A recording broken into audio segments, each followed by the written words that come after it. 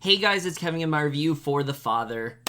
So what The Father is essentially about is basically we center on this character, Anthony, and he is seemingly this old man who is living in his flat, and his daughter, played by Olivia Coleman, ends up coming over and basically, she comes over to like tend for him and things like that, but he is suffering from very early signs of dementia, and you can tell that it's really starting to affect him on a daily basis. There are times where he'll forget where he is, he'll forget certain just certain parts of his life, sometimes maybe even forgetting what his own daughter looks like. But in doing so, he has chosen to refuse all help. He wants to go about this entirely on his own, and so we basically watch as he ends up deteriorating and start to get an idea of what his life is really going to turn out, and also just hope that this doesn't end up getting the best of him.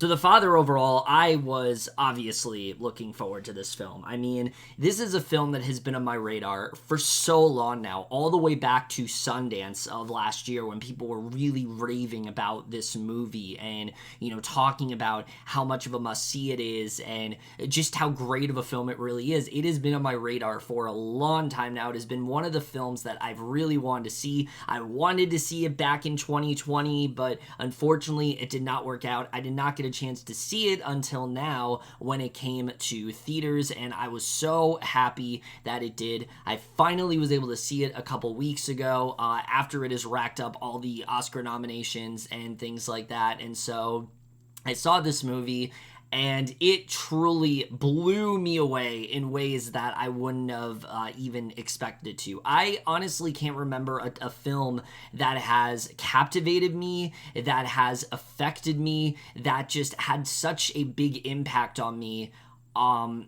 in a while than this one. This is truly a work of art that is a must-see for literally everyone, and a film that just we don't get enough. It's a film that is truly a once-in-a-lifetime experience for many reasons, and I know, obviously I've made my best list of 2020, but it really annoys me that I did, because this probably would have been very high up there if I were to go back and make that list. In fact, it might just be number one. I don't know. Maybe it is my favorite movie of last year. I don't know, but either way, we're just going to get into right now, starting off with the cast. And I'll say right now, there's a lot of things that really work about this movie, but truly, I don't think this film would be nearly as good as it is, and impacted me as much as it did without the masterful, and I mean masterful, performance from Anthony Hopkins, who gives a performance for the ages here. This is truly one of the most challenging roles that I have seen in so long, because not only is he playing someone that has dementia, but he's someone that this dementia has consumed him so much, he's constantly having to juggle all of these emotions back and forth. One second, Anthony is just cheery and happy, and, he's entertaining his, caretaker and things like that has come to look after him. And then all of a sudden, he's very bitter and angry, and he's going off on these tangents about things, and he's not well, but he sells every second of it. There is not a single moment in this movie that feels false. There's not a single moment in this movie that feels ingenuine. Everything feels so honest that you would almost think Hopkins has dementia himself, or that he knows someone that has dementia, because it feels so real in that way. And again, I want to reiterate, this is such a hard performance to do. I mean, the way that he has to switch back and forth, and if one thing goes wrong, one false note, this whole thing could fall apart. This, it runs the risk of becoming offensive or becoming over the top, and it never even comes close to something like that. It is such a masterful work that I think might just be one of the best performances I think I've ever seen. It's without a doubt Hopkins' best work. Just what he has to do in this movie is just, again, it's insane. The entire film quite literally rests on his shoulders because of the way because of the way this film is done. If he isn't good, the entire film sinks, and gratefully, he's the best thing about the entire movie. There's a lot of things that really do work here, but I don't think this film would be nearly as effective as it was if it wasn't for Hopkins' work. He truly is one of the best actors working today, and he very much does show it here. There's a moment, especially in the third act of this movie, and I was legit bawling, and I don't know how Hopkins pulled it off as well as he did. It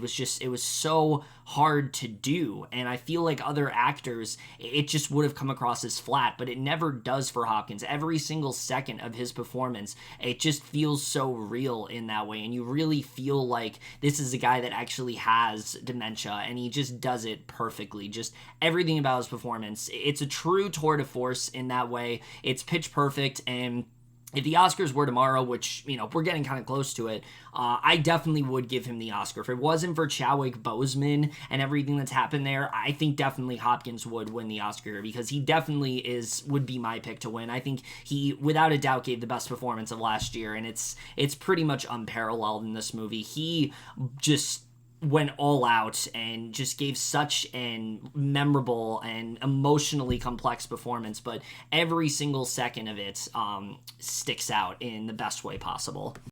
However, someone that I don't think is getting really enough credit from this movie, but absolutely should, is Olivia Coleman, who, of course, plays Anthony's daughter, and she is remarkable in this film. I mean, Olivia Coleman is a phenomenal actress. We already knew she was, but here she really does a great job of playing this character that you can tell is trying to keep her composure. She's trying to act like this is a normal occurrence because she loves her dad, and she wants him to be able to, she's doing it to stay sane for herself, but also so he doesn't see how this is really affecting her. But underneath all of that is a very emotional and just a woman that is really hurting, but she wants him to feel as comfortable as possible, so she has to hide just how much this is really affecting her, and she does an excellent job with it. You really do get to see how underneath all of that you have a woman that is really breaking and really unsure about how she's supposed to go about all of this, and I thought she just did an incredible job here. The chemistry between these two, they work so well together, and just in general, it feels like a real father and daughter going through this situation, navigating it together. They portrayed it as authentically as they possibly could, and I was just so impressed by the both of them here. They're really just, their performances alone are enough for reason to watch this film. As far as the other performances in this movie, everyone really does a great job. Now, I can't talk too much about the other performances here without really delving into spoilers, but everyone from Imogen Poots to Rupert Friend to Mark Gatiss to Olivia Williams, I mean, everyone really does do a great job in this film in terms of performances, and again, similar to Hopkins, the roles that they're playing here are not easy. These are really hard roles to pull off because of the way they're going about it, and because of what's required from them, but each of them do it with such sincerity and make it feel so effortless in that way, and it's so impressive to watch and easily rounds out one of the best ensembles in a film that I've seen in quite a bit. Everyone just felt so committed here, and I was so impressed by everyone. But now we got to get to the directing and the writing, because that is the other thing that really makes this film, I think, as good as it is. Because Florian Zeller, as a director, look, when you go into a film like this, the one thing you're going to be worried about is that maybe it does feel a little bit familiar, because we have seen films, deal with this subject matter before. The idea of, having a relative that is slowly starting to slip away from you because of their mental illness and how it's getting the best of them. But Zeller decides to take it one step further. Not only does Zeller do a really great job of portraying this in a way that feels so real, but he quite literally puts you into the mind of what this situation is actually like. You actually are with Hopkins throughout the entire movie. Colman is not the main character like she would be in a lot of films. This really is Hopkins' film through and through, because you are put inside his head. So the film is purposefully disorienting. The film is purposefully clunky in that way, and in any other film that would be an issue, but here it makes the film that much more effective because you understand really what he is going through. And also because of that, the film isn't as hard to watch as you really would expect it to be. Yes, the film can definitely get very emotional. I'm not saying it doesn't. There are some moments here that definitely got to me, for sure. But it's the way they go about this film. You know, they portray it in a way where it gives you a sense of what he really goes through. I mean, there are moments where things will be really fun and lighthearted, and then all of a sudden the film will just pull the rug out from under you, and, you know, suddenly it's a lot darker. At points almost horror-esque, and at no point does it feel like there is too much that Zeller is doing. It really feels like, as a film, Zeller knew what he needed to do. And I've talked about this before, but this is another one of those movies that is based off a play, and at no point does it really feel like one. I feel like, especially because of the fact that, you know, Anthony as a character, his mind is already so fragmented, it actually works really well with this film. It enhances the film it enhances the film in quite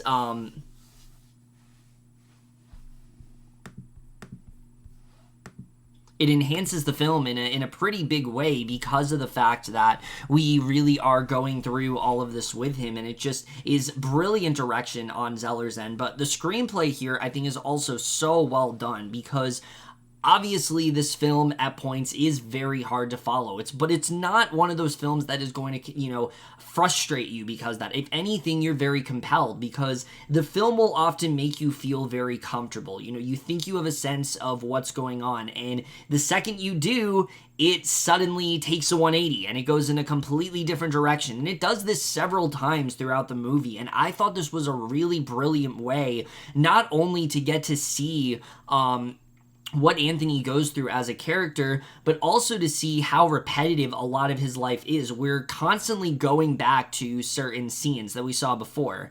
And you think, oh, maybe they're, you know, if you're watching this at home, you think, oh, maybe I rewound or something like that. But no, they're showing you different ways that this could have happened. There's different points of view that Anthony has even. Sometimes he won't even see his daughter as his daughter. It's a completely different actress in that way. Things like this were just so brilliant. The attention to detail in this movie is off the charts. I mean, they really did an excellent job with just really researching, you know, what someone goes through with dementia and what it can really do to them. I mean, it's a very scary thing to think about, and I really did love that in terms of the screenplay. But the film, again, as fragmented as it is, does tell a really good story here. You're able to understand the relation between Anthony and Anne. It's a very complicated one. You get the sense that these two already did not have the greatest relationship. You know, Anthony talks about in the movie how he always felt closer to his other daughter, who we don't know what's happened to her, but he's stuck with Anne right now, and him and Anne don't have the greatest relationship, but Anne wants to try to reconnect with him. She wants to be the one to take care of her father because he doesn't really want anyone else to do it.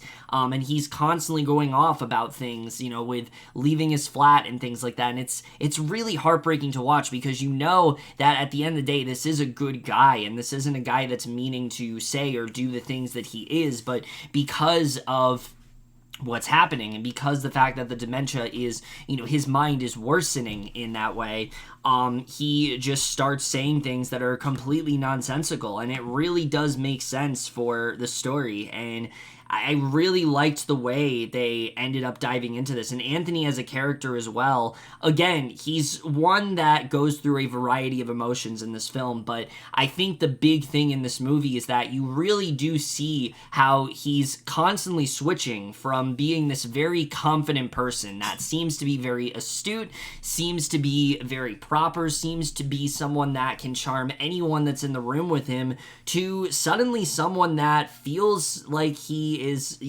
kind of helpless and someone that needs to be depended on constantly, because in reality, he has no fucking idea what's going on. He is not in control of any of this, and I think they just did such an excellent job with being able to dive deep into this character, give you a sense of who he really is, and that's something that can be really hard to do, especially with the structure to this movie, but they really do pull it off here. There was never a point in this movie where I was like, oh, I wish I could have seen more of this part of his life or this part of his life. Like, you really do understand who Anthony is through and through, and how this is something that, because he's ignored it, because he's refused a lot of help, is really starting to become who he is. It's becoming his identity in that way, and I thought it was a really brilliant idea with the way they decided to go about it, and the way he recalls certain events even. I mean, his mind is constantly,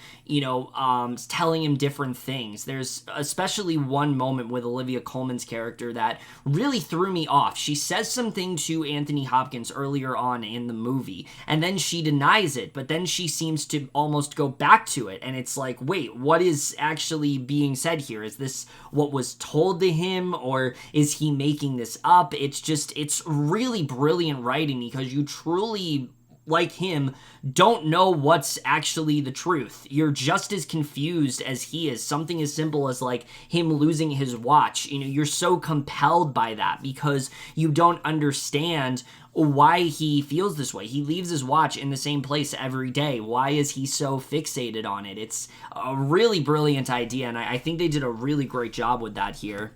There is one moment especially in this film, and it involves Mark Gatiss's character, and it legitimately freaked me out in a way that horror films even fail to do. I mean, it is downright terrifying what ends up happening, but it's so well handled because you understand what it really is trying to do, what they're really going about when it comes to that character. I thought they did such a brilliant job with, and I was just really impressed by the way they went about that here.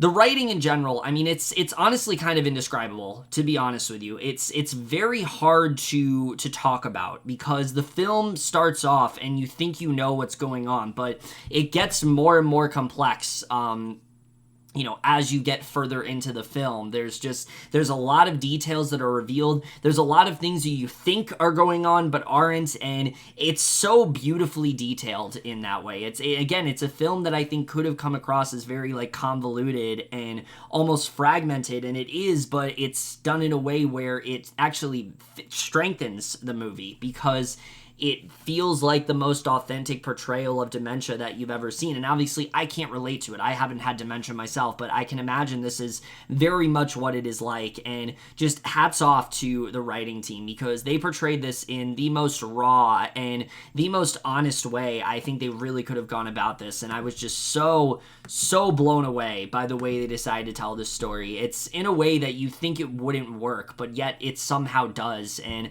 I think Zeller and Hampton just did such a phenomenal job with writing this movie, with the way they decided to go about it. But the cinematography in this film as well is really interesting because the whole thing takes place almost in one location, just in this house. And the house at first is one that feels very comforting. You feel like this is just the place where Anthony is, but quickly you kind of feel like you're trapped there. You don't really get to leave this house, similar to how Anthony doesn't really get to leave this house. It almost feels like a prison of sorts, and I thought it was really well done. There's a lot of good visual cues and a lot of motifs and things like that they do in terms of the visual style in this movie, and it works really well. Again, yes, it's minimal set pieces. It is based on a play, and on that side of things, yes, it does kind of feel like one, but it's that much more effective because of it, because we don't really get to venture outside the house, because we don't get to see who Anne is aside from, just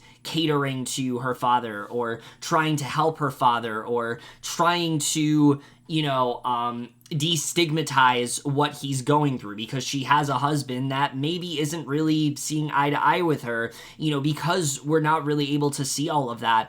The film feels, again, that much more like this is Anthony's perspective. We are in his head in that way. It just makes it feel that much more visceral, and I really love the cinematography in this movie. There are at least 3 moments in this film, cinematography-wise, that audibly made me gasp in a theater, and I can't remember the last time I had that big of a reaction to something in a while, because I really was not expecting where this film decided to go. But what they decided to do just makes so much sense, and it tied into the idea of what this film was really trying to build off of that much better than I already thought it was. You think you have a grasp of what's going on, and then you realize you don't, and I think the cinematography played into that very well here. The score as well, I really loved a lot. It starts off as like a simple orchestral score, and it gets more and more complex as the film goes along, and I really love the score that Ludovico Einaudi did for this movie. I think it worked very well here. And the editing.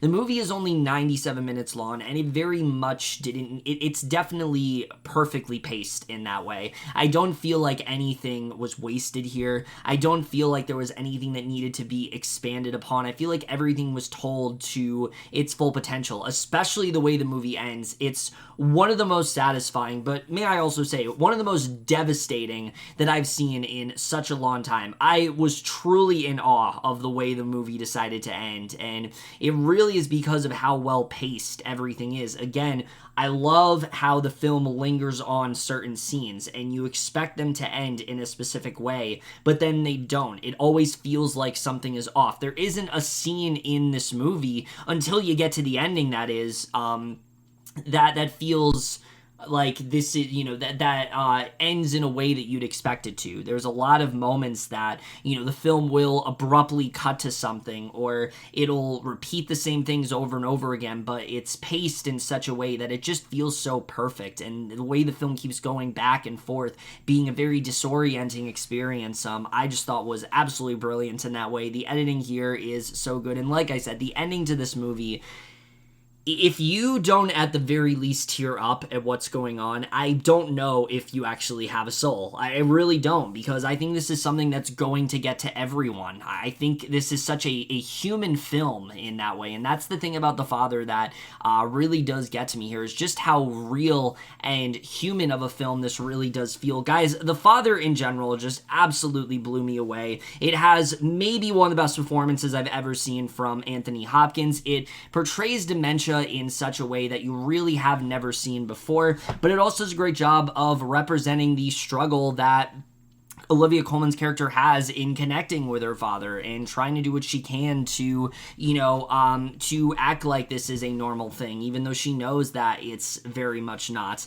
It has an amazing direction from Florian Zeller, a standout score, immaculate cinematography, some of the most impressive writing I've seen in a while. It's just a film, by all accounts, reminds me why I love films as much as I do. This is a film that really does take you on a journey in a way that other films just really don't, and it's a film that I think you will definitely take away something different than what you're expecting. You may think you know what you're going into with The Father, but you really don't. This is a film unlike no other, and I really mean that in the best ways. It's a film that it's taken a long time for me to see, but I am so glad that I was finally able to see it. The Father truly is a life-changing experience, and I am definitely going to give The Father overall an A+.